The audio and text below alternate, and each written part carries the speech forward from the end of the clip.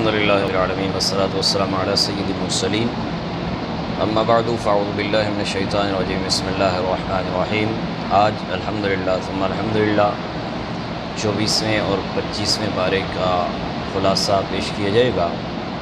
سورہ حامیم اس کی آیت نمبر 5 سے کفار کی انتہائی سرکشی کی کیفیت کو بیان کیا گیا ہے، اور انہوں نے کہا کہ جس دین کی طرف آپ ہمیں بلا رہے ہیں ہمارے دلوں میں اس پر پردے پڑے ہوئے ہیں، اور ہمارے کانوں میں لاٹ ہے، اور ہمارے اور آپ کے درمیان حجاب ہے۔ آپ ہم اپنے کام سے کام رکھیے اور ہم اپنے جب پر کاربند رہیں گے، یعنی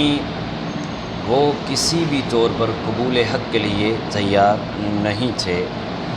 آیت نمبر 9 سے ایک بار پھر یہ بیان کیا ہے کہ اس کائنات کی تخلیق کے حوالے سے اللہ تبارک و تعالیٰ کی بے پایہ قدرت اور جلالت کا ذکر ہے کہ اور ان کھلی نشانیوں کو دیکھنے کے باوجود بھی منکر قوموں کو سرکشی سے باز نہ آنا، منکر قوموں کا سرکشی سے باز نہ آنا، اس کا ذکر یہاں پر کیا گیا ہے۔ آیت نمبر 15 سے قوم عاد کی سرکشی کا دوبارہ بیان ہے کہ قوم عاد کی سرکشی، انہیں اپنی مادی طاقت پر بڑا ناز تھا اور کہتے تھے کہ ہم سے بڑھ کر بھی کوئی زبردست ہے۔ ان کو جواب دیا گیا کہ تم سے بڑا زبردست، تم سے بڑا قوی قوت والا وہ رب ذوالجلال ہے جس نے تمہیں پیدا کیا۔ پھر قوم عاد پر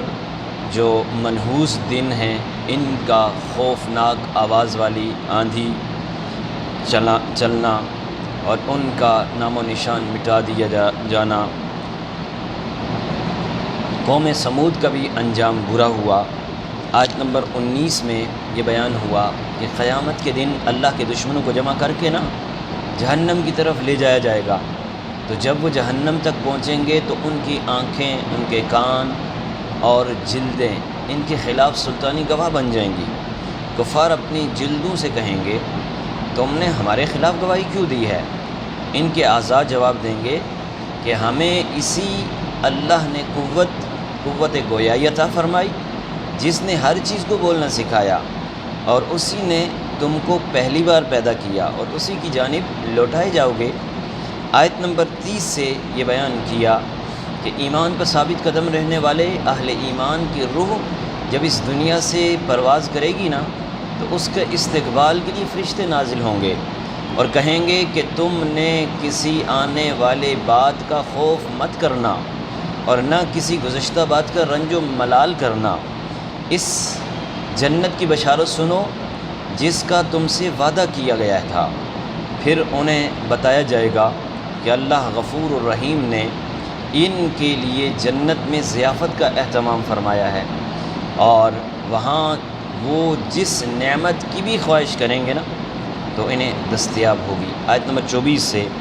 یہ بیان کیا گیا کہ نیکی اور بدی برابر نہیں ہے،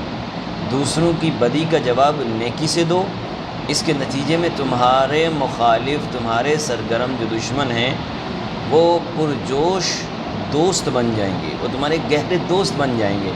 جب وہ تمہیں گالیاں بکیں گے اور جب تمہارے ساتھ برا سلوک کریں گے اور اس کے بدلے میں تم نیکی کرو گے، تم خوشی سے تم مسکرا جاؤ گے، تمہیں وہ پتھر ماریں گے تب بھی مسکراؤ گے، تمہیں گالیاں بکیں گے تب بھی مسکراؤ گے، تو پھر ایک وقت ایسا آئے گا کہ وہ خود ہی ڈھیٹ ہو جائیں گے اور کہیں گے یار ہم تو اس کا تو برا چاہ رہے ہیں، اس کو تو تباہ کرنے کے در پہ ہیں ہمیں، اور یہ ہے مسکرا رہا ہے، وہ پھر آپ کے پکے دوست بن جائیں گے۔ پھر آیت نمبر 39 سے یہ بیان کیا گیا کہ اللہ تعالیٰ نے حیات بعد الموت کے ثبوت کے لیے حسی مثال دی کہ تم دیکھتے ہو زمین خشک ہوتی ہے، بنجر ہوتی ہے، غیر آباد ہوتی ہے، بے جان ہوتی ہے، تو ہم اس پر ایک دم بارش نازل کرتے ہیں، بارش کے پانی سے وہ سبز و شاداب ہو جاتی ہے اور وہ نمو یعنی نباتات اگانے اور بڑھانے کی صلاحیت رکھنے والی ہو جاتی ہے۔ جو زمین کے لیے حیات ہے، پس جو اللہ بے جان زمین میں جان ڈالتا ہے وہی آخرت میں مردوں کو زندہ کرے گا۔ آیت نمبر 42 میں ارشاد ہوا ہے کہ لا یأتیہ الباطل من بین یدیہ ولا من خلفہ تنزیل من حکیم حمید، کہ قرآن کی شان اعجاز کو بیان کیا، اس میں کسی بھی جانب سے باطل کی آمیزش نہیں ہو سکتی، یہ سراسر حق ہے۔ اگلی آیت میں بتایا رسول بھی عربی ہیں اور قرآن بھی عربی ہے، اور سب سے پہلی مخاطب قوم بھی عربی تھی، اس لیے اسے عربی زبان میں اتارا تاکہ لوگوں کو سمجھ میں آئے، لوگوں کو سمجھ میں آئے کہ یہ قرآن مومنوں کے لیے ہدایت اور شفا ہے، اور کافر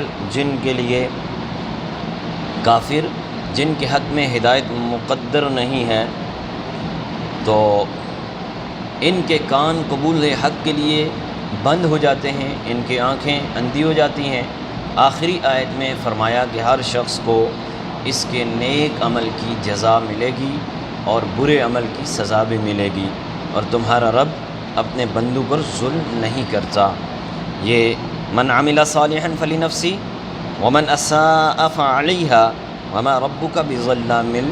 للعبید، یہاں پر 24واں پارہ مکمل ہوا، آگے 25واں پارہ شروع ہوا۔ اس کی ابتدا میں ہی بتایا کہ قیامت، شگوفوں سے نکلنے والے پھلوں، حمل اور وضع حمل کا علم اللہ ہی کو ہے۔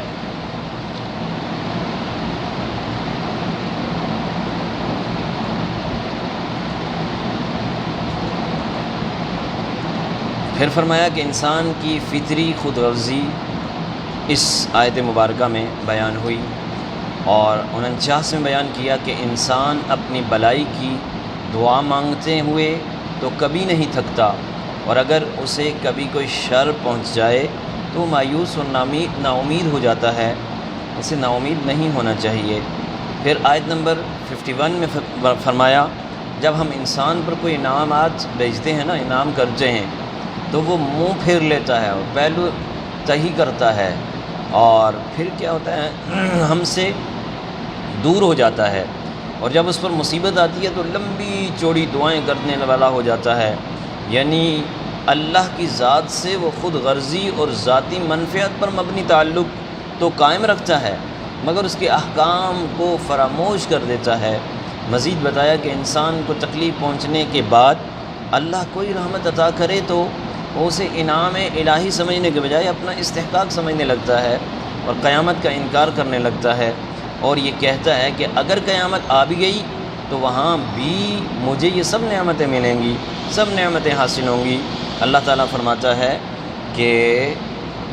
ہم کافروں کو ان کے اعمال بد کا مزہ سخت عذاب کی شکل میں چکھائیں گے۔ آگے سورہ شورى شروع ہوتی ہے۔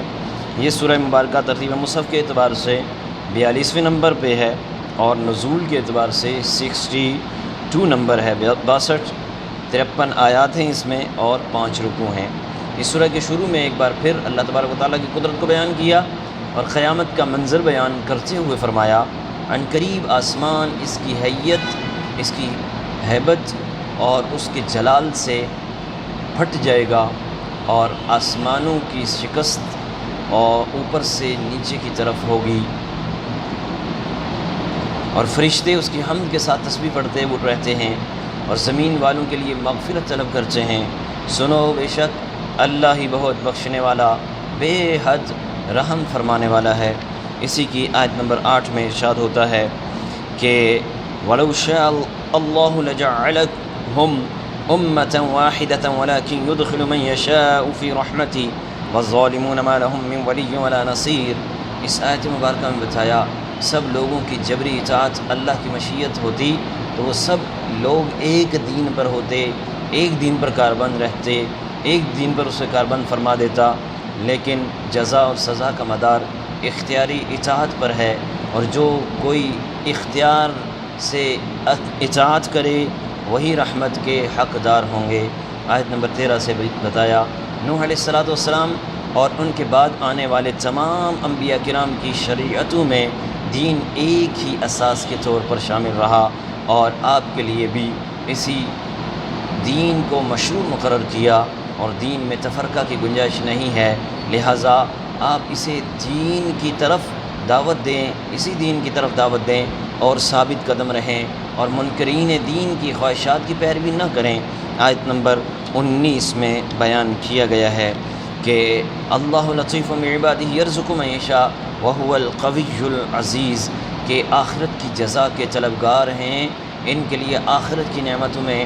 اضافہ ہوگا، اور جو صرف دنیا کے طلبگار ہیں ان کا آخرت میں کوئی حصہ نہیں ہوگا۔ آیت نمبر 27 میں بتایا اگر اللہ تعالیٰ اپنے سب بندوں پر، اللہ تعالیٰ اپنے سب بندوں کا رزق وسیع کر دیتا تو ضرور زمین میں سرکشی لوگ کرتے، لیکن اللہ اپنی حکمت سے جتنا چاہتا ہے روزی عطا کرتا ہے، بے شک وہ اپنے بندوں کے حالات سے باخبر ہے۔ آیت نمبر 36 سے بتایا سو تم کو جو کچھ بھی دیا گیا نا وہ دنیا کی زندگی کا فائدہ ہے، اور جو کچھ آخرت جو اللہ کے پاس ہے وہ ایمان والوں کے لیے زیادہ اچھا ہے اور زیادہ باقی رہنے والا ہے، اور وہ اپنے رب پر ہی توکل کرتے ہیں۔ مزید بتایا مسلمانوں کے معاملات باہمی مشاورت سے طے ہوتے ہیں، اور برائی کا بدلہ اس جیسی برائی ہے، یعنی یہ عدل کا تقاضا ہے، لیکن جس نے اپنے قصوروار کو معاف کر دیا تو اس کا جزا اللہ کے ذمہ کرم پر ہے۔ آیت نمبر 49 میں ارشاد کیا ہوتا ہے، رب کائنات ارشاد فرماتا ہے کہ ہم نے آسمانوں اور زمینوں کی سلطنت اللہ ہی کے لیے ہے، اور جو وہ چاہتا ہے پیدا کرتا ہے، جس کو چاہتا ہے بیٹیاں عطا کرتا ہے، جس کو چاہتا ہے بیٹے دیتا ہے، جس کو چاہتا ہے بانچ رکھتا ہے، بے شک وہ بہت علم والا قدرت والا ہے۔ مزید فرمایا کسی بشر کی شان میں نہیں کہ وہ اللہ کے کلام کرے، اللہ سے کلام کرے، سوائے اس کے کہ وہ وحی فرمائے یا پردے کے آؤٹ سے کلام فرمائے، یا وہ کسی فرشتے کو بھیج دے تو وہ اللہ کے حکم سے جو وہ چاہے وحی کرے۔ اس سے مراد یہ ہے کہ وحی ہی اللہ ہی سے ہم کلام ہونے کا ذریعہ ہے، خواہ بالمشافہ ہو یا بلا مشافہ ہو یا با مشافہ ہو، بندے سے ہم کلام ہو، جیسا کہ معراج کی حدیث میں ہے، یا اس صورت میں ہو کہ کلام تو سنائی دے لیکن جلوہ ذات دکھائی نہ دے، جیسا کہ اللہ تبارک و تعالیٰ نے موسیٰ علیہ السلام سے دور پر کلام کیا تھا، وہاں کلام تو رب کر رہا تھا لیکن موسیٰ علیہ السلام دیکھ نہیں رہے تھے، موسیٰ علیہ السلام کو نظر نہیں آیا تھا۔ رب کائنات کے کلام کو سن کر موسیٰ علیہ السلام نے عرض کی تھی نا، مولا میں تجھے دیکھنا چاہتا ہوں، رب کائنات نے فرمایا تھا لن ترانی موسیٰ، اے موسیٰ آپ مجھے نہیں دیکھ سکتے۔ مزید فرمایا اور اسی طرح ہم نے اپنے حکم سے آپ کی طرف روح قرآن کی وحی کی ہے، قرآن کی وحی کی ہے، اس سے پہلے آپ از خود یہ نہیں جانتے تھے کتاب کیا چیز ہے، ایمان کیا ہے، لیکن ایمان ہم نے اس کتاب کو نور بنا دیا جس سے ہم اپنے بندوں میں سے جس کو چاہیں ہدایت دیں، اور بے شک آپ ضرور صراط مستقیم کی طرف ہدایت دیتے ہیں۔ اس کا مطلب یہ ہے کہ کتاب اللہ کا ماخذ وحی ربانی ہے اور اس کا مدار عقل و قیاس پر نہیں ہے۔ اس کے بعد سورۃ الزخرف ہے، یہ سورہ مبارکہ ترتیب مصحف کے اعتبار سے 43 نمبر اور ترتیب نزول کے اعتبار سے 63 نمبر ہے اس کا۔ اس میں 89 آیات اور 7 رکوع ہیں۔ اس سورہ مبارکہ کے شروع میں بتایا ہر عہد کے منکرین اپنے نبی کا مذاق اڑاتے رہے، مگر پھر ہم نے بڑی طاقتور قوموں کو بھی ہلاک کر دیا۔ کفار فرشتوں کو اللہ کی بیٹیاں قرار دیتے تھے۔ آیت نمبر 19 سے بتایا حالانکہ وہ اللہ کے بندے ہیں، اللہ نے فرمایا کہ کیا یہ لوگ ان فرشتوں کی پیدائش کے وقت موجود تھے؟ کہا کہ نہیں، تو کہا تو پھر کیسے ہی کہتے ہیں کہ یہ اللہ کی بیٹیاں ہیں۔ چنانچہ آیت نمبر 16 میں کفار کے اس انداز کے بارے میں فرمایا کیا اس نے مخلوق میں سے اپنے لیے بیٹیاں بنائیں اور تمہارے لیے بیٹے مختص کر دیے، حالانکہ ان میں سے جب کسی کو اس کی بشارت دی جائے جس کے ساتھ اس نے رحمان کو متصف کیا یعنی بیٹیاں، تو اس کا چہرہ سیاہ پڑ جاتا اور وہ غصے سے کڑکڑانے لگتا، وہ غصے سے لال پیلا ہونے لگتا۔ اسی طرح آیت نمبر 31 سے کفار مکہ کا یہ مطالبہ بیان ہوا کہ یہ قرآن دو بستیاں مکہ اور طائف کے کسی بڑے آدمی یعنی ولید بن مغیرہ، ابو مسعود ثقفی پر کیوں نازل نہ ہوا، کیوں نازل نہ کیا؟ اللہ نے فرمایا کہ کیا آپ کے رب کی رحمت کو یہ تقسیم کرتے ہیں؟ یعنی یہ فیصلہ تو اللہ نے کرنا ہے کہ منصب نبوت کسے عطا کرنی ہے، کیسے عطا کرنی ہے۔ یہ بڑے چھوٹے کی بات یہاں نہیں ہے، جسے اللہ نے منصب نبوت عطا کرنی ہے اسی نے کرنی ہے۔ ہم نے ان کے دنیاوی زندگی میں ان کی معیشت کے وسائل کو تقسیم کیا اور ہم نے معاشی اعتبار سے بعض کو بعض پر کئی درجے فضیلت عطا کی تاکہ وہ ایک دوسرے سے خدمت لیں، اور آپ کے رب کی رحمت اس مال سے بہت بہتر ہے جس کو یہ جمع کر رہے ہیں۔ دنیا کی زندگی کی بے وقاتی کو بیان کرتے ہوئے فرمایا اگر لوگوں کے کفر میں مبتلا ہونے کا اندیشہ نہ ہوتا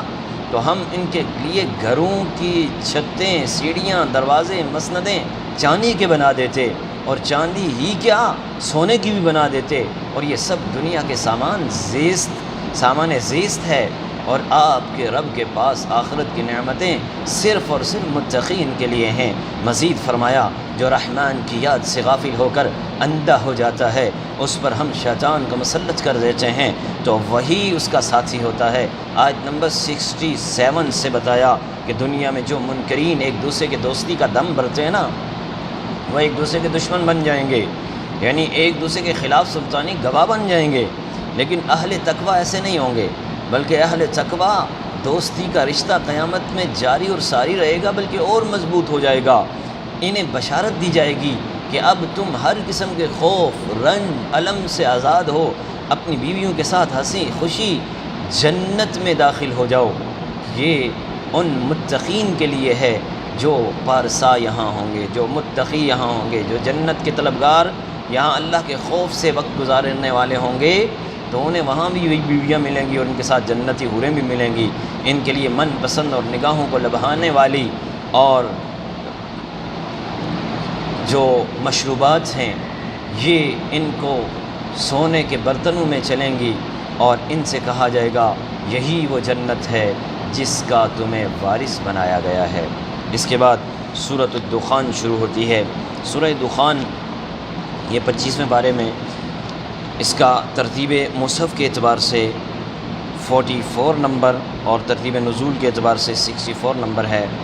اس سورہ مبارکہ میں 59 آیات اور 3 رکوع ہیں۔ اس سورت کے شروع میں لیلہ مبارکہ کا ذکر ہے۔ اکثر مفسرین نے اس سے لیلۃ القدر مراد لی ہے، مگر حضرت اکرمہ رضی اللہ تعالیٰ عنہ کی روایت کے حوالے سے بعض مفسرین نے اسے شعبان المعظم کی 15ویں شب مراد لی ہے۔ اس رات کی طے شدہ معاملات فرشتوں کو تفویض کر دیے جاتے ہیں، یعنی موت کا فرشتے کو موت کے، اور اسی طرح رزق کے فرشتے کو رزق کے، پانی کے فرشتے کو پانی کے معاملات اس کو دے دیے جاتے ہیں۔ آیت نمبر 25 سے بنی اسرائیل کی نجات اور فرعونیوں کے غرق کیے جانے کے پس منظر میں فرمایا وہ کتنے ہی باغات، کتنے ہی چشمے، لہلہاتے کھیتوں، عمدہ محلات اور وہ نعمتیں جن میں وہ مصروف عیش تھے اپنے پیچھے چھوڑ گئے۔ اسی طرح ہوا اور ہم نے سب چیزوں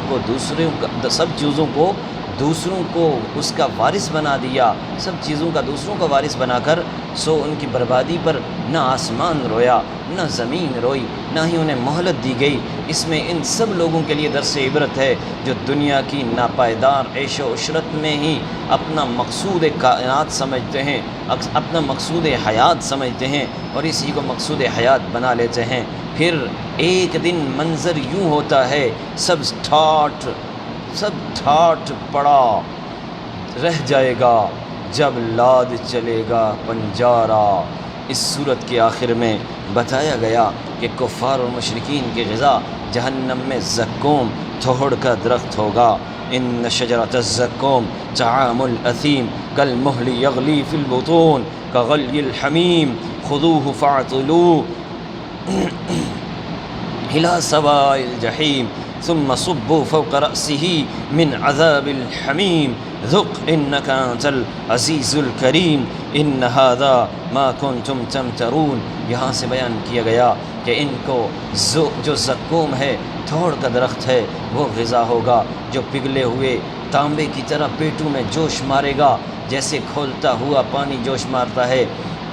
انہیں گھسیٹتے ہوئے جہنم کے وسط میں لے جایا جائے گا اور پھر ان کے سر پر کھولتا ہوا پانی ڈالا جائے گا۔ یہ صورت عذاب ہوگی۔ اس کے بعد متقین کے لیے جنت کی عالی شان نعمتوں کا ذکر ہوتا ہے۔ وہ ذکر کس طرح ہوتا ہے؟ فی ان المتقین فی مقام امین فی جنات وعیون یلبسون من سندس واستبرق متقابلین کذلک وزوجناہم بحور عین یدعون فیہا بکل فاکہۃ آمنین۔ یہاں پر یہ بیان کیا کہ جنت متقین کے لیے جنت ہے، وہ مقام امن میں ہوں گے، جنتوں اور چشموں میں وہ باریک اور دوبیز ریشم کا لباس پہنے ہوئے آمنے سامنے اکرام کے ساتھ بیٹھے ہوئے ہوں گے۔ اس طرح جنتیوں کے پر جو نعمتیں ہوں گی ان کا تذکرہ ہوا۔ پھر سورہ جاسیہ شروع ہوتی ہے۔ یہ ترتیب مصحف کے اعتبار سے 45واں نمبر، نزول کے اعتبار سے 65 نمبر ہے۔ پھر 35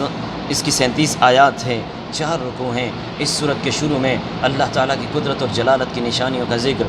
ان مضامین کو قرآن مجید میں بار بار بیان کیا۔ آیت نمبر 23 میں فرمایا، بس کیا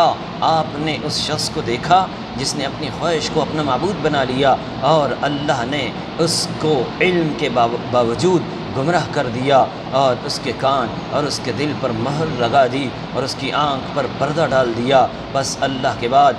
اس کو کون ہدایت دے سکتا ہے؟ تو کیا تم نصیحت قبول کرنے والے نہیں؟ کیا تم نصیحت قبول نہیں کرتے؟ یعنی اگر ایک طرف اللہ اور اس کے رسول کا حکم ہے، دوسری جانب بندے کے اپنے نفس کے مطالبات اور خواہشات ہوں اور وہ اللہ اور اس کے رسول کے حکم کو نظر انداز کر کے اپنے نفس کی خواہشات کی پیروی اختیار کر لے، تو خواہ وہ کلمہ پڑھے لیکن عملاً اس نے اپنے نفس کو معبود بنا لیا۔ اس کے بعد منکرین آخرت کے اس نظریے کو بیان کیا جو ہر دور کے ملحدین کا عقیدہ رہا ہے کہ جو کچھ ہے یہ دنیا کی زندگی ہے، بس مرگ کچھ بھی نہیں ہے، موت فنا و دوام ہے، لہٰذا جنتی عشرتیں ہمیں ضرورت نہیں ہے، یا جتنی بھی ہمارے پاس عیش ہے اپنے دامن میں سمیٹ سکتے ہیں، سمیٹ لیتے ہیں۔ قرآن نے بتایا کہ جس نے پہلی بار پیدا کیا وہی دوبارہ زندہ کرے گا، وہی دوبارہ زندہ کرے گا، اور پھر اللہ کی عدالت میں حساب اور کتاب ہوگا جس سے کسی کو مفر نہیں ہے، جس سے کوئی بھاگ نہیں سکتا۔ آگے چل کے یہ بھی بتایا جنہوں نے اس دنیا میں قیامت کے دن کو فراموش کر رکھا ہے نا، اس دن انہیں رحمت باری نظر انداز کر دے گی اور اس کا ٹھکانہ جہنم ہوگا اور کوئی مددگار نہیں ہوگا۔ یہاں پر 25واں پارہ اختتام ہوتا۔ اسی کے بعد سورۃ الاحقاف کا شروع ہوتا ہے۔ سورۃ الاحقاف یہ ترتیب مصحف کے اعتبار سے اس کا 46واں نمبر ہے اور ترتیب نزول کے اعتبار سے 66 نمبر ہے۔ انشاءاللہ اس سے ہم کل اپنا خلاصہ شروع کریں گے۔ حامیم تنزیل الکتاب من اللہ العزیز الحکیم، یہاں سے انشاءاللہ ہمارا کل درس شروع ہوگا۔ اللہ رب العالمین ہمیں قرآن کریم فرقان حمید کے احکامات کو سمجھ کر دوسروں تک پہنچانے کی توفیق عطا فرمائے۔ وآخر دعوانا ان الحمد للہ رب العالمین۔